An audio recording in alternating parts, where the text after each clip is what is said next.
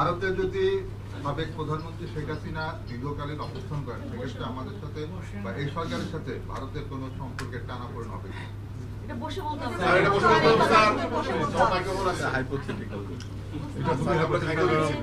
উনি সেখানে থাকলে